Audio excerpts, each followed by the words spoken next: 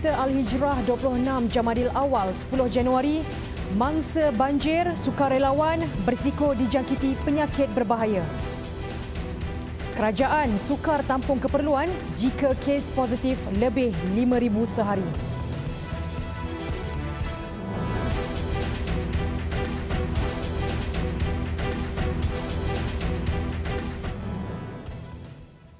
Bismillahirrahmanirrahim. Assalamualaikum warahmatullahi wabarakatuh. Berita Al-Hijrah malam ini bersama saya Fazida Mustafa. Perdana Menteri Tan Sri Muhyiddin Yassin melawat mangsa banjir di Pahang hari ini. Kunjungan di Pusat Pemindahan Banjir Sekolah Menengah Kebangsaan SMK Seberang Temerloh dan Sekolah Menengah Tengku Ampuan Afzan Cenor di Maran memberi sedikit kelegaan kepada mangsa banjir di kawasan berkenaan.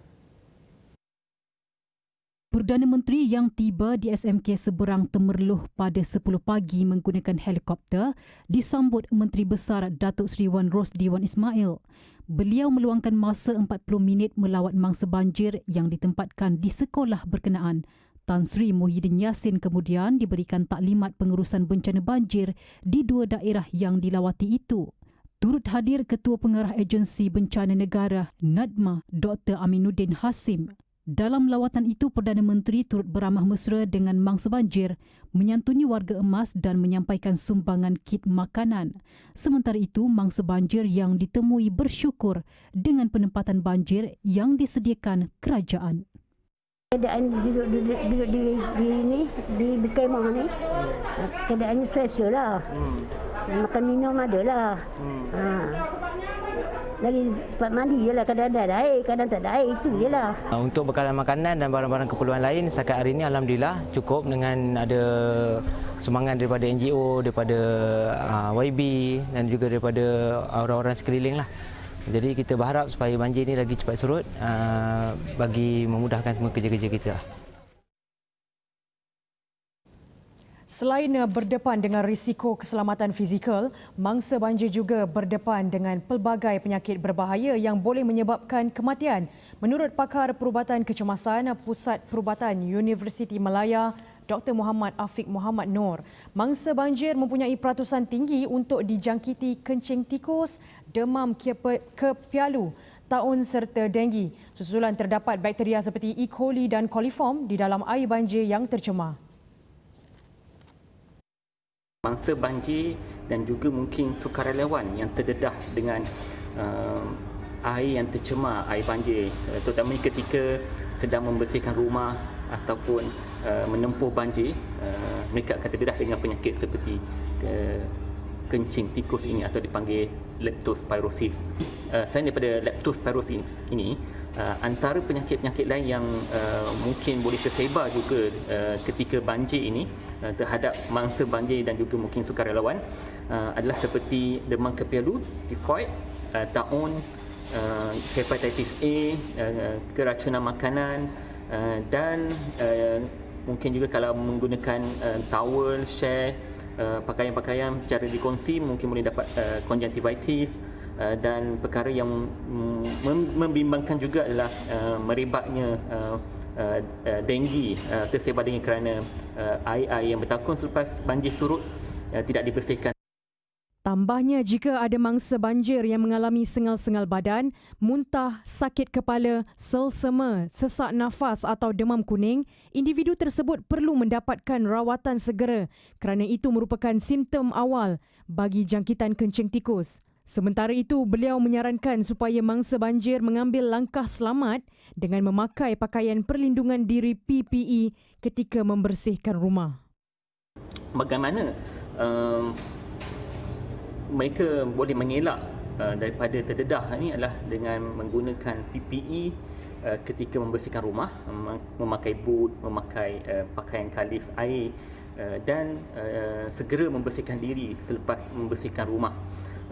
Jika tidak, mereka akan membawa kesan-kesan air yang tercemar ini ke dalam rumah, terkena pada makanan dan minuman mereka. Beliau juga menasihatkan agar orang ramai yang terjejas akibat banjir perlu mengambil air yang telah dimasak dan makanan yang bersih untuk mengelak sebarang jangkitan berlaku. Beralih ke perkembangan COVID-19. Kerajaan mengakui sukar untuk menampung keperluan pesakit di hospital sekiranya kes positif mencecah lebih 5,000 kes sehari. Menteri Kanan Keselamatan Datuk Seri Ismail Sabri Yaakob berkata kerajaan berusaha sedaya upaya untuk mengelak kes meningkat sehingga ke tahap itu. Menurut Datuk Seri Ismail Sabri, buat masa ini jumlah katil di hospital di seluruh negara masih lagi mampu menampung keperluan pesakit COVID-19. Namun sekiranya kes terus meningkat, ia pasti akan menyukarkan kerajaan. Ada kebimbangan dari segi katil tu. Kita takut katil tidak mencukupi. Itu yang kita membimbangkan kita. Setakat hari ini mungkin setakat ini boleh kita tampung lagi. Walaupun kes dah mencecah 2,000 lebih 3,000. Tapi kalau 5,000, 8,000 sehari memang agak sukar untuk menampung keperluan tersebut, ya. Beliau berkata demikian dalam sidang media selepas majlis penyerahan barang bantuan kepada mangsa banjir di Kelantan di kem Pengkalan Cepah, Kota Baru siang tadi. Dalam perkembangan yang lain, Datuk Seri Ismail Sabri mengingatkan orang ramai supaya tidak melakukan pembelian panik susulan pengumuman yang akan dibuat Perdana Menteri Tan Sri Muhyiddin Yassin esok. Beliau turut mengingatkan masyarakat supaya tidak terpengaruh dengan sebarang kabar angin di media sosial kononnya terdapat sekatan jalan raya yang dilakukan pihak polis mulai malam tadi. Menurutnya, sebelum sebarang keputusan dibuat, kerajaan akan mengambil kira semua aspek dari segi kesihatan dan pada masa sama keperluan ekonomi rakyat. Dalam pada itu, Menteri di Jabatan Perdana Menteri Hal Ehwal Ekonomi, Datuk Seri Mustafa Mohamad disahkan positif COVID-19 selepas mendapat keputusan ujian saringan malam tadi.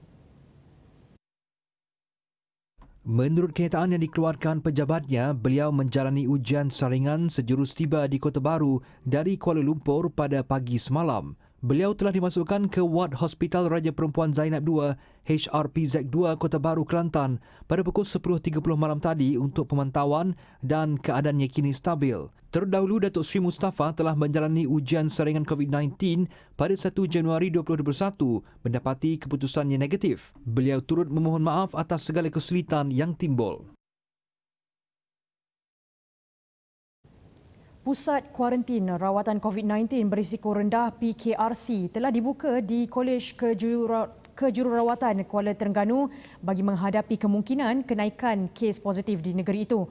Exco Kerajaan Tempatan, Perumahan Kesihatan dan Alam Sekitar, Dr. Alias berkata, PKRC dibuka bagi menempatkan pesakit COVID-19 yang tidak bergejala atau bergejala ringan. Menurut Dr. Alias, langkah ini bertujuan menampung ruang rawatan buat pesakit memandangkan katil di hospital khusus COVID-19 iaitu Hospital Hulu Terengganu HHT semakin berkurangan. Setakat ini, hampir 70% atau 85 daripada 124 katil sedia ada di HHT sudah dihuni pesakit positif COVID-19.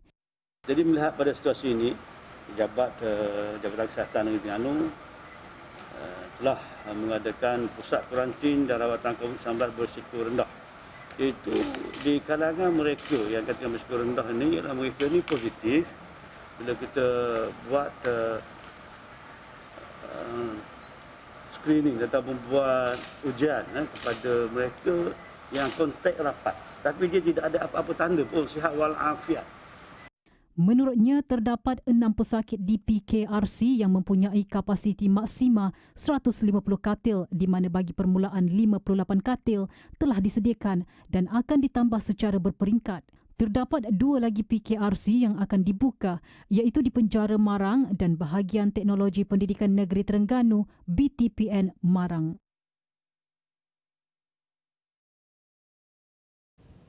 Dalam pada itu, 2,433 kes positif COVID-19 dicatatkan hari ini dengan kes tertinggi di Selangor diikuti Sabah, Johor dan Kuala Lumpur, manakala 9 kes kematian direkodkan. Selangor mendahului kes tertinggi COVID-19 dengan 730 kes, Sabah 403, diikuti Johor 321 dan Kuala Lumpur 231 kes. Pertambahan 2,433 kes hari ini menjadikan jumlah kes penularan tempatan sebanyak 135,992 kes. 171 kes positif dirawat di ICU dengan 76 kes memerlukan alat bantuan pernafasan. Manakala 9 kematian dicatatkan menjadikan jumlah kumulatif kematian sebanyak 551 kes. 1,277 kes sembuh direkodkan menjadikan kumulatif kes sembuh meningkat kepada 108,109 kes. Penyama kerabat didakwa gubah wang haram. Didakwa di Mahkamah Session Kota Tinggi atas dakwaan terbabit dalam pengubahan wang haram bernilai 2.45 juta ringgit dan mengaku sebagai kerabat di Raja Johor April 2 tahun lalu. Tertuduh Muhammad Yazid Ahmad, 40 tahun, didakwa menggunakan nama Tunku Yazid yang kononnya sepupu kepada Tunku Mahkota Johor, Tunku Ismail Ibrahim. Tertuduh bagaimanapun mengaku tidak bersalah. Muhammad Yazid dituduh memperoleh wang tunai berjumlah 2.45 juta ringgit daripada seorang lelaki di mana wang berkenaan adalah hasil aktiviti haram. Dia dituduh melakukan kesalahan itu di sebuah bank tempatan di Bandar Baru Permas Jaya pada 16 April 2019. Tertuduh didakwa mengikut subsection 4-1-B Akta Pencegahan Penggubahan Wang Haram, Pencegahan Pembiayaan Keganasan dan Hasil daripada Aktiviti Haram 2001. Ia memperuntukkan hukuman penjara maksimum 15 tahun dan didenda tidak kurang 5 kali ganda atau 5 juta ringgit yang mana lebih tinggi. Terdahulu, Timbalan Pendakwa Raya memohon mahkamah menetapkan jaminan sebanyak RM250,000 dengan seorang penjamin. Bagaimanapun, peguam tertuduh memohon supaya jumlah jaminan minimum dikenakan berikutan anak guamnya hilang punca pendapatan sejak Perintah Kawalan Pergerakan PKP dilaksanakan susulan pandemik COVID-19. Mahkamah kemudian menetapkan jaminan sebanyak RM100,000 dengan seorang penjamin dan memerintahkan 1 Februari depan sebagai tarikh sebutan semula kes. Seorang kerani wanita kerugian lebih RM25,000 selepas ditipu oleh sindiket pinjaman tidak wujud. Menurut Ketua Jabatan Siasatan Jenayah Komersial Kedah, Superintenden Elias Omar, wanita itu yang juga ibu tunggal berusia 38 tahun menerima panggilan seorang lelaki yang memperkenalkan diri sebagai pengurus syarikat pinjaman Price Solution yang menawarkan pinjaman pribadi. Beliau berkata mangsa kemudian membuat pinjaman syarikat itu pada 5 Januari lalu dengan menekan link URL yang diterima dari pesanan WhatsApp yang dihantar pengurus syarikat terbabit. Selepas mangsa mengisi butiran peribadi seperti yang diminta, suspek memberitahu mangsa untuk menunggu kelulusan pinjaman. Pada 6 Januari, mangsa menerima pesanan WhatsApp dari pengurus syarikat itu yang mana pinjaman mangsa diluluskan sebanyak RM5,000. Mangsa kemudian diminta untuk membuat bayaran seperti bayaran kelulusan pinjaman, SST, bayaran genapkan akaun, bayaran bagi sistem down serta bayaran kepada runner insurans bagi mendapatkan pinjaman berkenaan. Pada hari yang sama, mangsa mula membuat pindahan wang secara dalam talian berjumlah RM25,464.16 ke 4 akaun yang berbeza secara berperingkat. Bagaimanapun, mangsa mengesyaki ditipu dan membuat laporan di Balai Polis Teriang Langkawi pada 8 Januari lalu. Ekoran daripada laporan dibuat, satu kertas siasatan dibuka mengikut Seksyen 420 Kanun Keseksaan dan siasatan sedang dilakukan. Sehubungan itu, orang ramai diingatkan jangan mudah terpedaya dengan pinjaman yang diiklan dan disiarkan dalam mana-mana media sosial.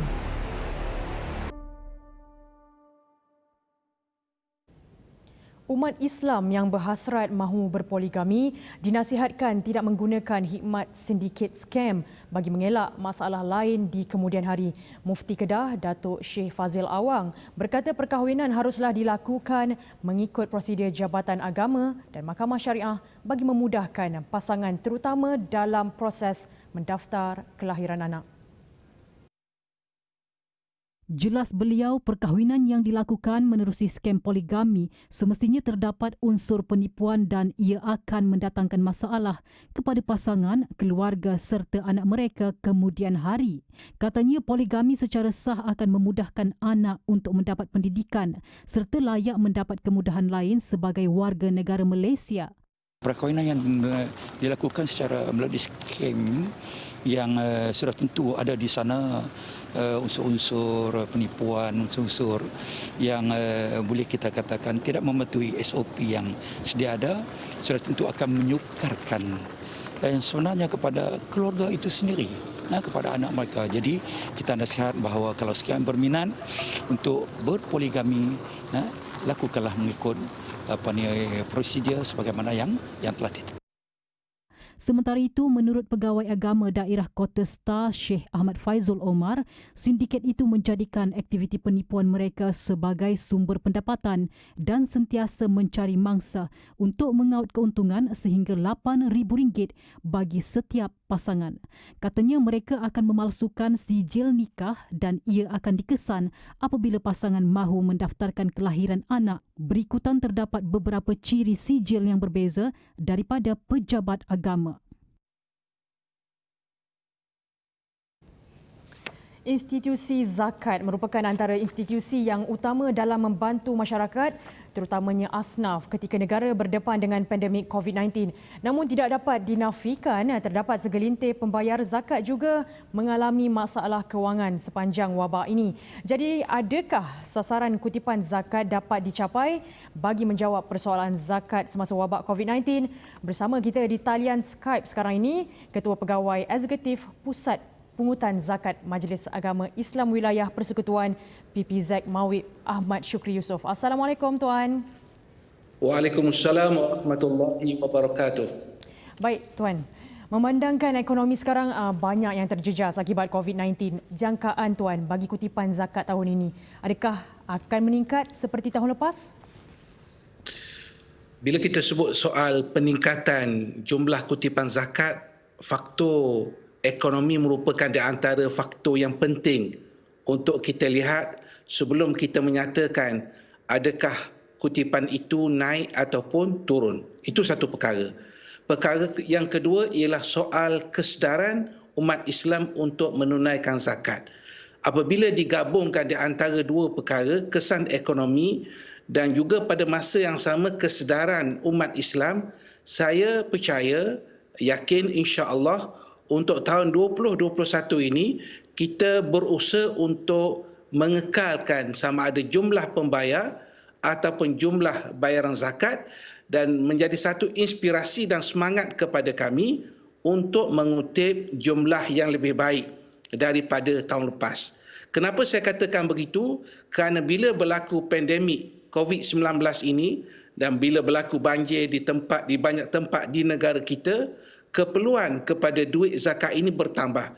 Dan saya percaya dan saya yakin masyarakat Islam di luar sana bila melihat keadaan ini memberi satu semangat kepada mereka untuk memulakan bayaran zakat bagi yang belum membayar zakat ataupun yang sudah membayar zakat walaupun jumlah itu kurang tetapi kekal membayar zakat. Dan bagi yang barangkali sebelum ini alpa tidak menambah jumlah yang sepatutnya, mereka akan berbuat demikian. Jadi secara positif saya melihat insya-Allah akan berlaku peningkatan jumlah bayaran zakat pada tahun ini berdasarkan kempen dan juga dakwah yang berterusan yang dibuat oleh Pusat Pungutan Zakat. Kalau Tuan, di dalam situasi sekarang ini, adakah golongan yang telah bersara ataupun mereka yang bekerja sendiri tidak mempunyai pendapatan tetap masih perlu menunaikan zakat? Ya, bila kita bercakap soal kewajipan berzakat ini kita akan melihat syarat-syaratnya. Apabila melepasi syarat-syarat yang telah ditetapkan, maka wajib kepada seseorang itu untuk membayar zakat. Kita ambil contoh yang mudah umpamanya persoalan yang ditimbulkan tadi. Katakanlah dia seorang pesara, tetapi sebenarnya walaupun pesara, dia mempunyai sebagai contoh simpanan ASB sebagai contoh. Umpamanya dia mempunyai 100,000, 200,000. Ya, dia seorang yang menerima pencen ataupun sudah bersara tetapi dari sudut satu hukum ataupun hukum yang kita nak lihat di situ dari sudut simpanan, maka masih menjadi suatu kewajipan kepada orang tersebut, contoh yang saya buat tadi, ASB tadi, untuk melaksanakan ibadah zakat. Jadi kita kena tengok, kita kena pastikan diri kita dahulu, adakah kita layak ataupun tidak layak untuk menunaikan zakat. Dan bagaimana pula Tuan, yang individu yang mengeluarkan wang Aissinar dan Lestari, adakah mereka adakah ia perlu dizakatkan? Baik, bagi yang mengeluarkan wang EPF seperti Aissinar, Lestari dan sebagainya, kita akan melihat kondisi keadaan orang itu. Kalau dikeluarkan duit EPF itu dalam keadaan susah, dalam keadaan berhutang, dalam beban yang sangat berat, maka tidak perlu kepada orang tersebut untuk menunaikan zakat. Tetapi kalau dia keluarkan duit EPF itu dalam keadaan sebagai tambahan kepada duit yang sedia ada dan dia tidak menerima ataupun melalui kesukaran waktu pandemik ini, maka wajar dan wajib kepadanya untuk menunaikan ibadah zakat dalam bentuk wang simpanan ataupun zakat ASB. Baik, terima kasih kepada Tuan Ahmad Syukri Yusof atas pencerahan itu tadi. Kembali. Assalamualaikum. Dan berikut ikuti paparan harga emas semasa yang dibawakan khas oleh Makmur Gold.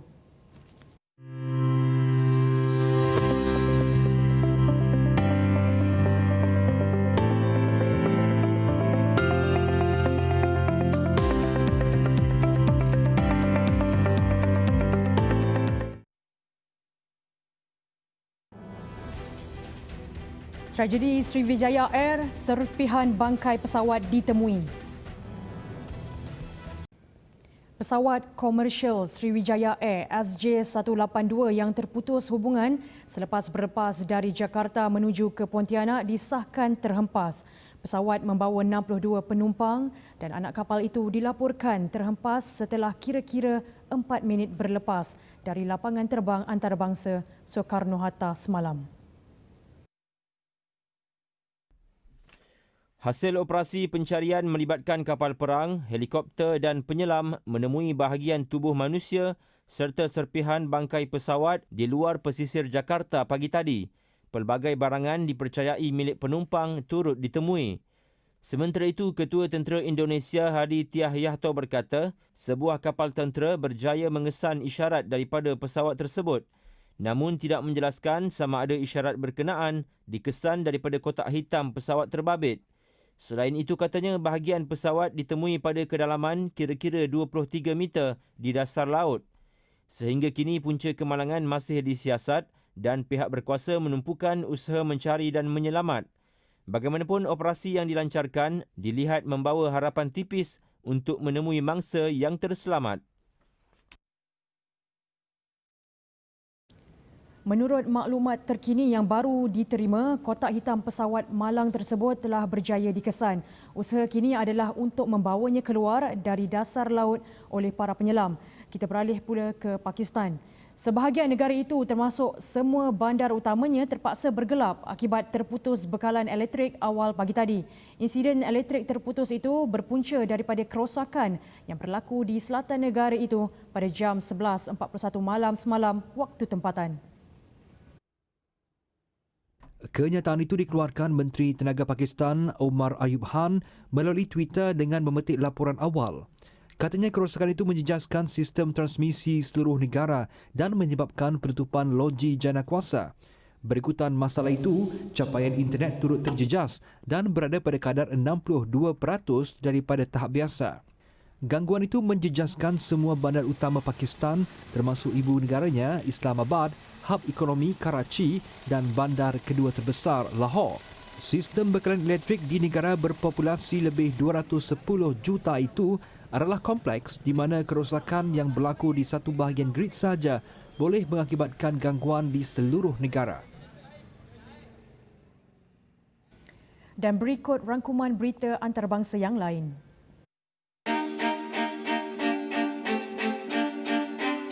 Seekor badak air menyambut ulang tahun kelahirannya yang kedua di Zoo Sayaji Baul, Gujarat, India. Sempena hari jadinya, badak air itu diberikan makanan istimewa iaitu laddu yang merupakan manisan popular di negara itu. Zoo tersebut juga meraihkan ulang tahun ke-141 pembukaannya yang jatuh pada hari sama.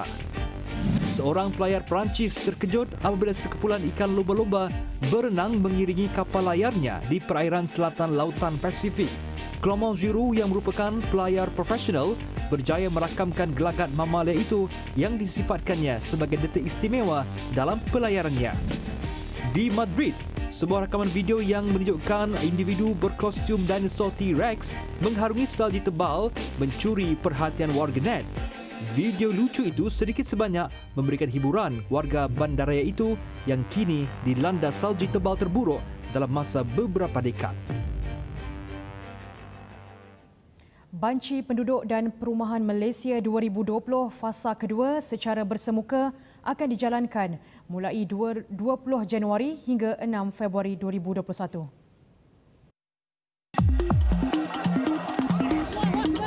Banci Perumahan dan Penduduk, mari semula dah. Apa baik tu Banci? Kita mau jawab ke ini semua? Bila Banci tok mula? Kami si tahu pun. Banci dah mula 7 Julai 2020 itu. Jadi, pastikan nampak di Banci lah. Ate, Yung, Yup semua. Kenal jawab. 10 tahun sekali je Banci ni. Eden dah di Banci. Kau dah ke belum? Datamu masa depan kita.